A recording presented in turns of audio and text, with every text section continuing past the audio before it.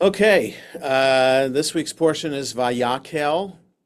Often VaYakhel is combined with Pekudei, the final portion in the book of Exodus, but this year they are read separately.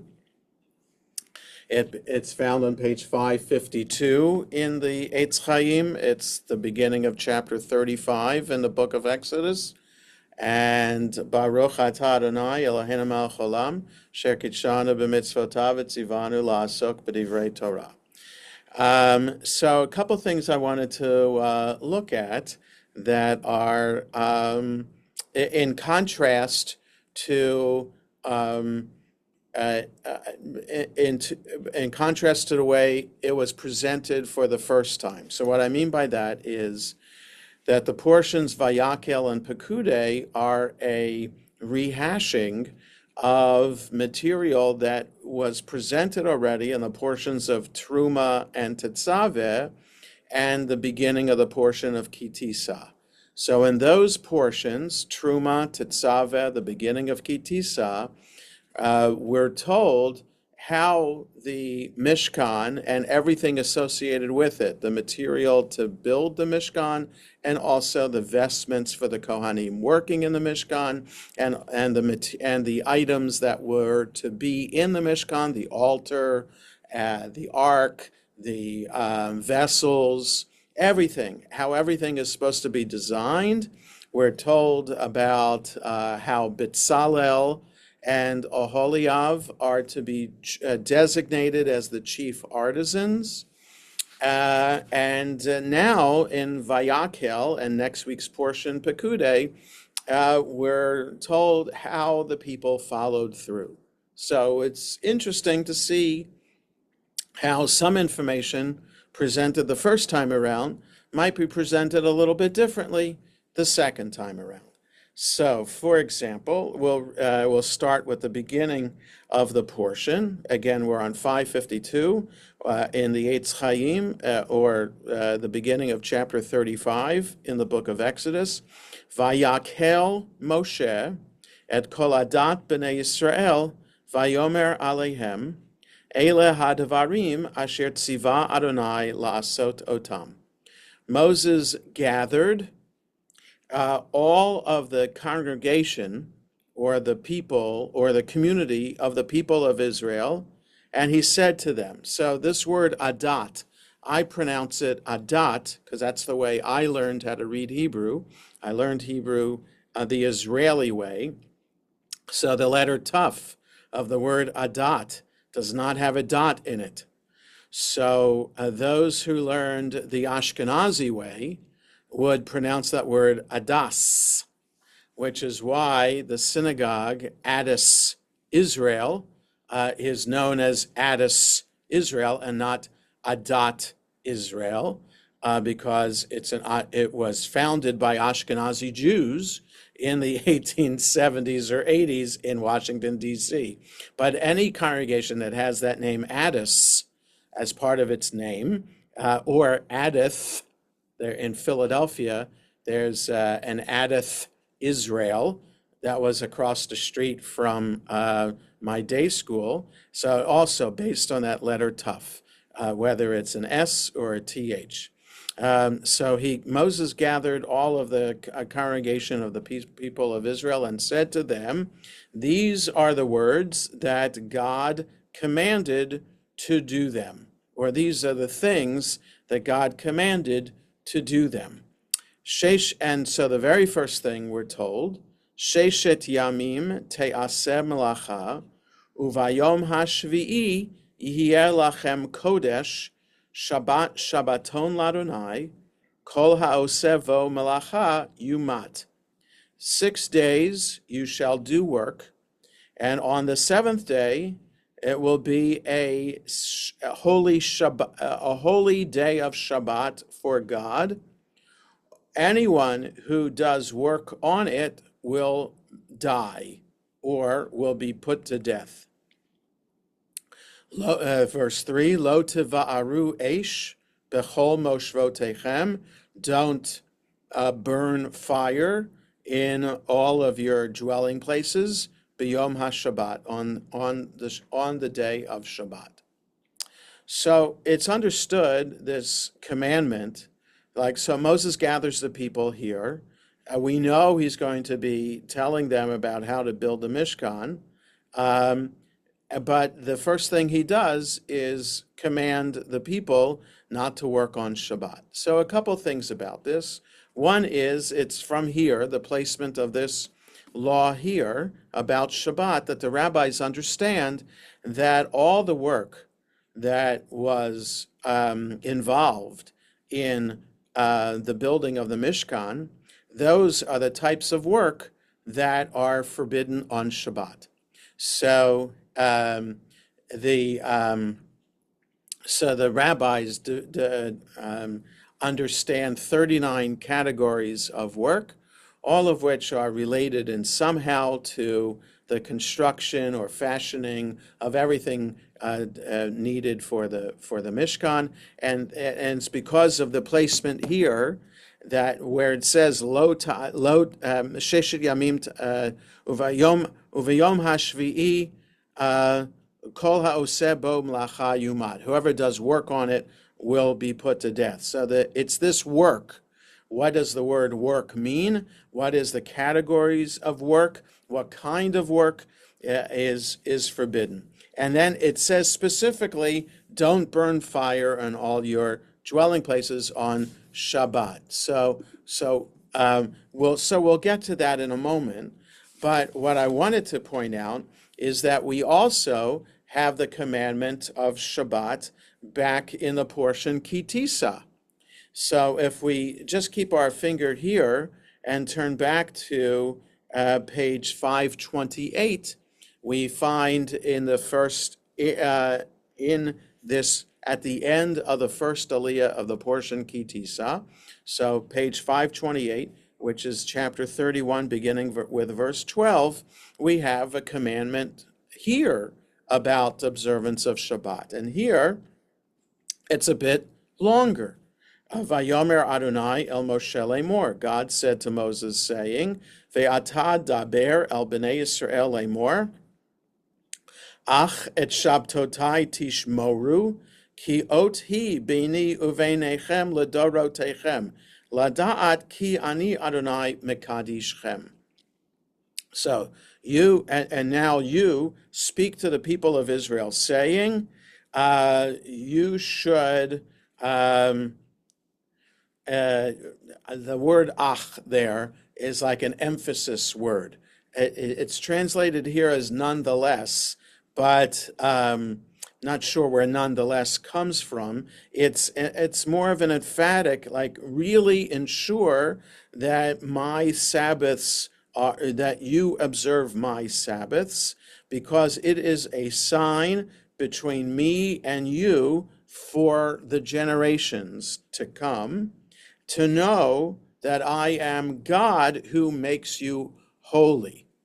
Ushmartem et hashabbat, ki kodesh hi lachem, mechaleleha mot yumat, ki kol ha'oseh va'melacha, v'nichreta hanefesh hahi mikerev ameha. Observe the Sabbath, because it is holy for you. Those who desecrate it shall be put to death, because all those who do work on it, their soul, their body will be cut off from the midst of the people. Okay, so this is an emphatic declaration about how important observance of Shabbat is. Sheshet yamim yeyaseh melacha, uvayom hashvi'i Shabbat Shabbaton kodesh ladonai, kol ha'oseh melacha b'yom haShabbat mot yumat. 6 days he will do work, and on the seventh day it shall be a Shabbat day, holy to God. Whoever does work on the day of Shabbat will be put to death. Okay, so verse 14 says, whoever desecrates Shabbat will be put to death. Verse 15 says, whoever works on Shabbat will be put to death. 16, and then we're familiar with 16 and 17. V'shamru b'nei Yisrael et ha-Shabbat, la'asod et ha-Shabbat l'dorotam brit olam. And the people of Israel should observe Shabbat, to do Shabbat for the generations as an eternal covenant. Beini uvein b'nei Yisrael oti le'olam, ki sheshet yamim asa Adonai et ha-shamayim ve'et ha'aretz, uvayom hashvi'i shavat vayinafash. Between me and between the people of Israel, it shall be an eternal sign, because 6 days, or to remember, as like a sign to remember that for 6 days God made heaven and earth, and on the seventh day he rested and was refreshed. So the 16 and 17 we're familiar from the prayer book, the Friday night service, V'shamru. It's also part of Kiddush on Shabbat morning. So we're familiar with those two lines. So it is, so here, it's just interesting, I think, that the commandment to observe Shabbat here, and that is found in chapter 31, when it's repeated in chapter 35, it is a much briefer repetition. The only element about it that is the same is about a work. If you violate Shabbat, you'll be put to death. Here in VaYakhel, we're told not to light a fire. That is a specific kind of work not allowed to do on Shabbat. But on 528, 529, in chapter 31, we're not told what kind of work we're not supposed to do. But we are told why we observe Shabbat: to remember creation. Okay, so Shabbat, these are just two of many places in the Torah where we're told about observing Shabbat. And each time about observing Shabbat, we're told something slightly different. Also, in the commandment about Shabbat in the Ten Commandments, the version that's found in Exodus is slightly different than the version that's found in the book of Deuteronomy. One mentions Exodus as a reason to remember Shabbat, like you were slaves in Egypt and you're no longer slaves. And the other talks about creation as well. Remember that God created the world in 6 days, and on the seventh day, God rested. So it begs the question why all of the commandments for Shabbat are slightly different from one another. And I don't have an answer to that. I just think it's interesting. But from all the times that they are mentioned in the Torah, we learn a variety of things. And so we're told in the book of Numbers about a man who was gathering sticks on Shabbat, and he was brought to Moses for judgment, and God said that he should be stoned to death. So the only two kinds of work that we know specifically on Shabbat is forbidden is gathering sticks from the story in the book of Numbers, and here not lighting a fire that we have in the portion VaYakhel. And then it's up to the rabbis to define for us what the other categories of work are. Now it says also in chapter 31 that we're not supposed to work, and then we're also not supposed to desecrate Shabbat. So, which might imply that there could be other ways to desecrate Shabbat that don't involve working. So, in other words, maybe you can refrain from work on Shabbat, but might be engaging in other activities that might be permitted, but they might not be in the spirit of Shabbat. So maybe one who violates the spirit of Shabbat also is desecrating Shabbat. So, meaning that desecrating Shabbat is not just about working on Shabbat, it could be other things related to the spirit of Shabbat itself. So the point is that from the commandment of Shabbat in chapter 31, which is different from chapter 35, we learn a variety of aspects about Shabbat. And so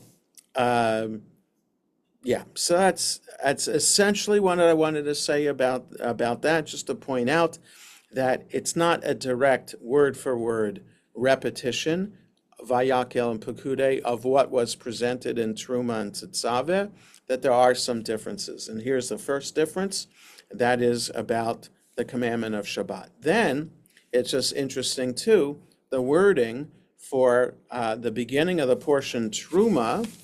So now, if you keep your finger on page 486 and compare it now to verse 4 on page 553. Okay, so 486 is the beginning of the portion Truma. Here we're on 553, in the midst of the portion VaYakhel. So here, Vayomer Moshe el kol adat b'nei Israel lemor. Moses said to all of the congregation of the people of Israel, saying, Zeh hadavar asher tziva Adonai lemor. This is the thing that God commanded, saying. 5. Kechu me'itchem truma ladonai, kol nediv libo, Yevieha et trumat Adonai, zahav v'chesef unechoshet. Take from you a truma, an elevated offering, so it just says gift to the Lord in the English here in Eitz Chaim, but it's more than that, as I said when we were talking about the portion Truma, that with the root Resh Mem He, which means elevated, Ramah, it's not just a gift, it's a special gift, a gift to God, which is a holy gift. When you make a gift to God, the gift itself elevates in status. Right? As opposed to a birthday gift or some other gift you're giving to another human being, the status doesn't change because it's from one human being to another. But a human being to God, then the status of the gift elevates, becomes sanctified, raises up. So I think that's important to understand in the translation of the word truma. So take from you an elevated gift to God, all whose heart so moves should bring it, that is this gift to God, gold, silver, and copper, and then the list goes on.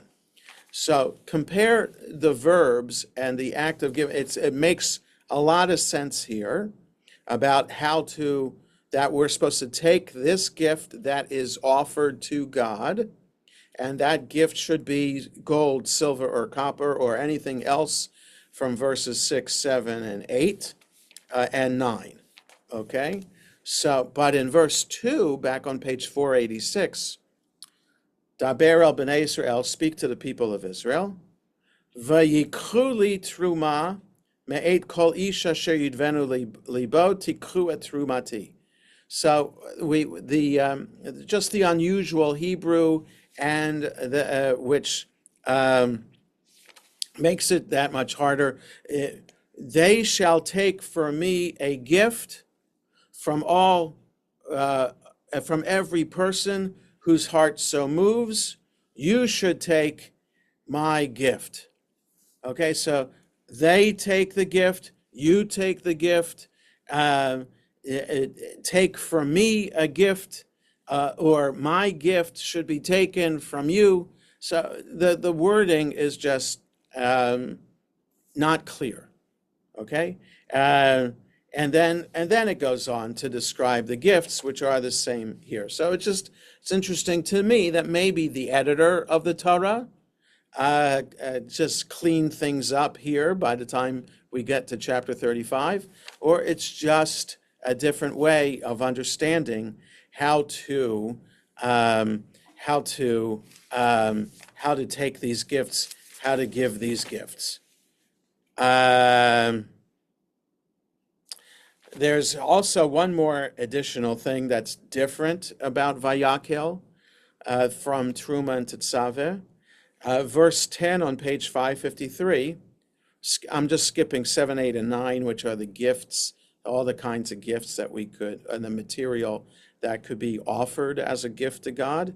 10. V'chol chacham leiv bachem yavo'u v'ya'asu 8. Kol asher tziva Adonai. And all wise-hearted, it says here skilled, but I'm translating it literally, all those who are wise-hearted among you should come forward and do all that God commanded. So Truma and Tetzaveh doesn't mention a Chacham Lev or the possibility of a Chacham Lev or many Chacham Lev coming forward. We're told about Betzalel and Oholiav, who had Ruach Elohim, who had the Spirit of God in them, and that they were Chacham Lev. But we're not told in Truma Tetzaveh and the beginning of Kitisa that other people could join them. Betzalel and Oholiav would figure out how to get the workers and to make the stuff. But here VaYakhel is adding this idea that there could be other skilled artisans among the people of Israel who could come forward, who are familiar with working with this material. And then we are told about Betzalel and Oholiav in a few verses, that they would be the ones, right, in the third Aliyah on page 555, verse 30, we're introduced to Betzalel and Oholiav again. Okay, but this idea that there are other people who are skilled that could work is introduced here in VaYakhel, and it's not in Truma and Tetzaveh. So I just think that that's an interesting thing too, to point out about the differences. So we have the difference about Shabbat. Here it's very cryptic, but in the portion Kitisa it's lengthier.